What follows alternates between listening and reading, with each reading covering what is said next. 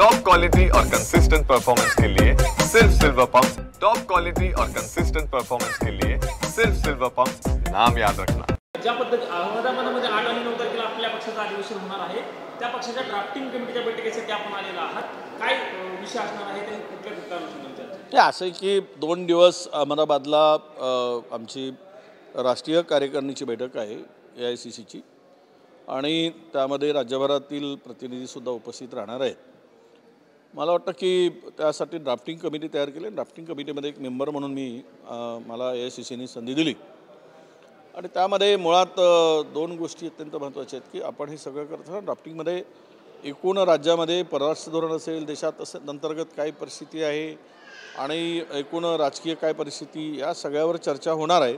त्याचा एक ड्राफ्ट तयार होईल। परराष्ट्र धोरण काय असेल, आत्ताची इकॉनॉमी काय असावी, देशात जे काय स्थिती आहे भारताच्या एकूण अर्थव्यवस्थेची वगैरे, एकूण ह्या ठिकाणी असलेला जो उपेक्षित वर्ग आहे तो दलित, आदिवासी, OBC यांच्या आरक्षणाच्या संदर्भातही फार असुरक्षितता आहे, आणि भविष्यातील प्रायव्हेटायझेशन मोठ्या प्रमाणात चाललेलं आहे। तिथे काही संधी आता होत नाही, खाजगीकरणामुळे रिझर्वेशन संपल्यात जमा झालेला आहे।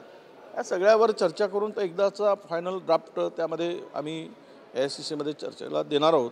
पण अजून आत्ता विषय मात्र आत्ता मला पूर्णतः माहीत नाही, तिकडे ते कॉन्फिडेन्शियलच आहेत, काय नेमकी चर्चा होते आणि कुठले विषय घेतले जातात।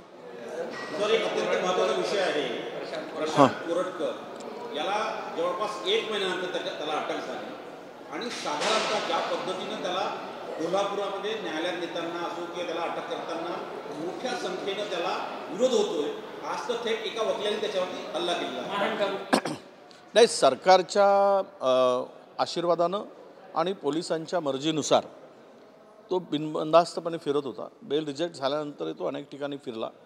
आज कोल्हापुरामध्ये त्याच्यावर ते काही आज हल्ला झाल्याची माहिती आत्ता मिळाली। मी काही व्हिडिओ बघत होतो। मुळात एक मंत्री त्या कामरांना सांगतो की टायरमध्ये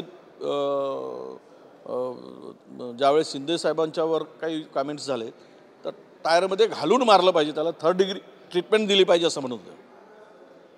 मग आता छत्रपती शिवाजी महाराज आणि छत्रपती संभाजी महाराजांच्या संदर्भात इतका गलिच्छपणे ज्यांनी वक्तव्य केलं, जो बोलला, महाराजांचा नव्हे तर महाराष्ट्राचा अवमान केला, हा महाराष्ट्रद्रोहाला, मला वाटतं की औरंगजेबाच्या बाजूला कबर खोदली पाहिजेत आणि त्या कबरीमध्ये याला घालून वरून माती घातली पाहिजेत असं मला वाटतं।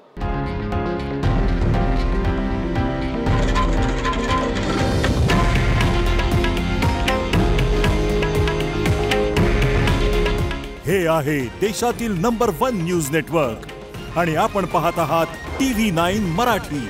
काळजी तुमची, हित महाराष्ट्राचं।